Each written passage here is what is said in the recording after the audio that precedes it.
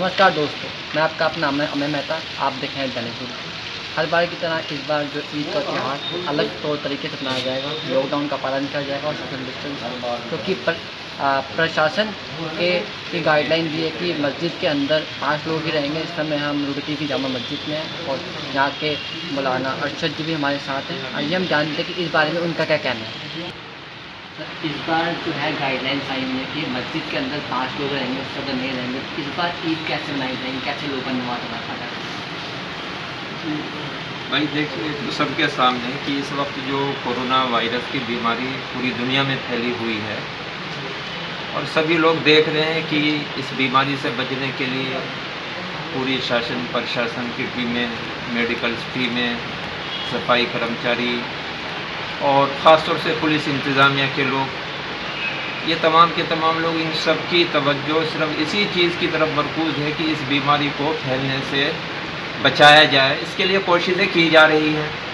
हम देख रहे हैं कि हमारे डॉक्टर साहिबान हैं, हमारे पुलिस इंतज़ामिया के लोग हैं, ख़तरात मोल लेकर अपनी जानों को हथेलियों पर रख कर रात दिन इसी कोशिश में लगे हुए हैं। तो उसी एतबार से हमारी सबकी ज़िम्मेदारियाँ हैं कि हम भी अपना इसमें पूरा ताउन करें, भीड़ को होने से बचाएं। तो ईद की नमाज या कोई भी नमाज जुमे की होती है, जाहिर बात है कि उसमें लोग मिल कर के खड़े होते हैं। तो उससे बचने के लिए ये सारी चीज़ें जो हमारी बड़ी तंजीमें हैं मुसलमानों की, हमारा जो दारुल देवबंद है, जो मुस्लिम पर्सनल लॉ है और जो मुफ्तियान किराम हैं, उन तमाम के चूँकि फतावा आ चुके हैं, फ़ैसले आ चुके हैं कि हम लोग जो हैं ईद की नमाज़ भी बहुत सादगी के साथ और 5-5 लोगों को लेकर के नमाज़ें पढ़ें। ईदगाह में भी 5 आदमी नमाज़ पढ़ें, मस्जिदों में भी 5-5 आदमी नमाज़ पढ़ें, यानी एक इमाम और 4 आदमी। और ऐसे घरों में भी जो लोग नमाज़ पढ़ें वो 5 आदमी पढ़ें। इसके अलावा अगर कोई आदमी ईद की नमाज़ नहीं भी पढ़ सकता है तो ये सहूलियत चूँकि दे दी गई है, यह फतवा जारी कर दिया गया है कि अपने घर में वो 4 रकत नफिल पढ़ लें। में उसमें ना खुतबे की ज़रूरत है, ना किसी और चीज़ की ज़रूरत है, ना जमात की ज़रूरत है। हर आदमी तन्हा भी 2 नफिल पढ़ सकता है। तो बहरहाल ये तो हमें सबका इसमें इस मामले में हमें ताउन भी करना चाहिए और इंतज़ामिया का हमें शुक्रिया अदा करना चाहिए। और जो हमें गाइडलाइंस मिल रही हैं प्रशासन की तरफ से, उलमा की तरफ से, उसके ऊपर हमें अमल करना चाहिए। ये ईद के वाले दिन भी ये बयान जारी किए गए हैं कि हम मुबारकबाद भी मोबाइल के ज़रिए से दें, एक दूसरे के यहाँ घरों पर ना जाएं। यही कोशिशें जारी है और इंशाल्लाह इसके ऊपर अमल होगा सब। कुछ लोगों का ये मानना है कि जो पहली नमाज़ है मस्जिद में आके हम पढ़ते हैं तभी हमें फल मिलता है। तो इसके बारे में आप क्या क्या कहना चाहेंगे? कुछ लोगों का ये भी कहना है। क्या पूछ रहे हैं? पहले आकर के मतलब पहले जो नमाज़ पढ़े हम मस्जिद में ही आके पढ़ें, इस बार तो हम मस्जिद में नहीं आ सकते। लोगों का ये कहना है कि फल ऐसा है ना, मजबूरी की वजह से, चूँकि ये चीज़ ये मुफ्तियान किराम ने जब एक फतवा जारी कर दिया तो ठीक है, हम सबको वही बात माननी है। भाई उज़्र की वजह से, अब मसलन एक आदमी है, अगर वो माज़ूर है, मस्जिद में जा ही नहीं सकता तो उसके लिए इजाज़त है कि वो घर में नमाज़ पढ़े। एक आदमी खड़ा होकर के नमाज़ नहीं पढ़ सकता मजबूरी की बिना पर, शरीयत कहती है बैठ करके तुम नमाज़ पढ़ लो। बैठ करके भी नहीं पढ़ सकता है तो शरीयत कहती है लेट करके नमाज़ पढ़ लो, तुम्हें पूरा सवाब मिलेगा। नमाज़ें इबादत है, ये तो क्या है, ये तो सवाब के लिए हैं।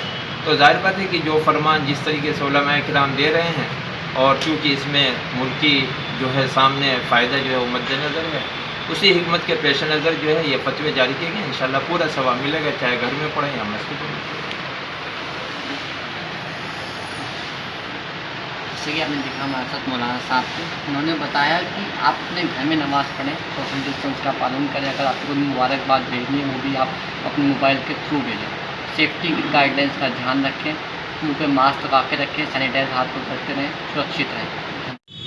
इस समय हम हैं मोती मस्जिद में और हमारे साथ हैं मुफ्ती सलीम जी। जैसे कि अब तो प्रशासन की गाइडलाइंस आई थी कि मस्जिद के अंदर आप 5 लोग ही नमाज़ अदा कर सकते हैं। तो आइए हम जानते हैं कि अब ये लोगों को क्या संदेश देना चाहते हैं इस बारे में। सर, आप क्या संदेश देना चाहते हैं? देखिए, इस सिलसिले में लॉकडाउन की जो मियाद है, तादाद है, उसको 31 मई तक कर दिया गया और इसी दौरान इंशाअल्लाह कल को ईद की नमाज़ होगी। तो इस सिलसिले में दारुल देवबंद से भी फतवा आया है और हिंदुस्तान के बड़े बड़े इदारों और मदरसों से भी गाइडलाइन दी गई है।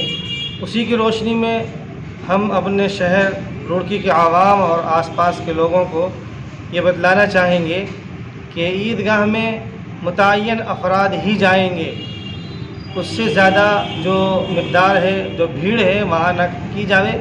वहाँ भी पाँच ही आदमी ईद की नमाज़ ईदगाह में पढ़ेंगे और वो भी फासले की रियायत रखते हुए पढ़ेंगे। एक बात।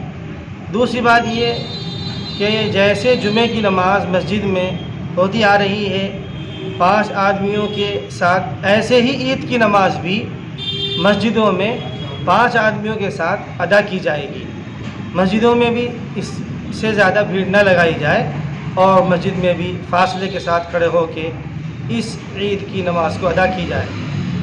अब जो लोग रह जाते हैं उनके लिए भी दारुल उलूम देवबंद की तरफ से इजाज़त मिली है कि घरों का जो बैठक वाला कमरा है, बाहर वाला बाहरी कमरा है या सहन है, उसमें 5 आदमी जो है मिलकर ईद की नमाज़ पढ़ सकते हैं। और जिन लोगों के लिए नमाज ईद पढ़ना दुश्वार है, नमाज ईद नहीं पढ़ा सकते हैं, हिम्मत नहीं है, नमाज़ पढ़ाने का तरीक़ा उन्हें मालूम नहीं है, जिसकी वजह से वो ईद की नमाज़ नहीं पढ़ा पा रहे हैं, तो ऐसे लोगों के लिए दारुल उलूम से फतवा आया है, किताबों में लिखा हुआ है कि वो लोग 2 रकात नमाज चाश्त की पढ़ लें या 4 रकात नमाज चाश्त की पढ़ लें। उनको परेशान होने की ज़रूरत नहीं है, उनसे ईद की नमाज माफ़ है। वो ज़्यादा परेशान ना हो, अपने अपने घरों पे रहकर 2 रकात या 4 रकात ईद की नमाज, वो चाश्त की नमाज पढ़ लें। एक दूसरे, ये ईद की मुबारकबाद आप अपने अपने घरों से मोबाइल के ज़रिए से, फ़ोन के ज़रिए से दें। एक दूसरे के घरों में जाके भीड़ लगाना ये भी मुनासिब नहीं है, लॉकडाउन के जो कानून है उसके ख़िलाफ़ है। भीड़ और मजमे को हर जगह से ख़त्म करने की कोशिश की जाए। ईद के बाद ईद मिलन के नाम पे जो प्रोग्राम किए जाते हैं जगह जगह पे एक दूसरे का इस्तकबाल, वो अच्छी बात है, लेकिन इस दौरान उनको भी ना किया जाए। ईद मिलन के नाम पे कोई प्रोग्राम न किया जावे। अल्लाह रब्बुल इज़्ज़त से मैं दुआ करता हूँ कि अल्लाह ताला हमारे शहर रुड़की में इत्मीनान और सुकून के साथ, बल्कि पूरी दुनिया के अंदर इत्मीनान और सुकून के साथ ईद को अल्लाह अंजाम तक पहुँचाए और हमारे प्यारे हिंदुस्तान को तरक्यात से नवाजे। और ये जो वबाई बीमारी है जिसमें सारी इंसानियत फंसी हुई है, अल्लाह रब्बुल इज़्ज़त से ऐसे मौके पर हम दुआ करते हैं कि अल्लाह ताला इस बीमारी को हमारे हिंदुस्तान से, पूरी दुनिया से ख़त्म फरमाए। अस्सलामु अलैकुम वरहमतुल्लाहि।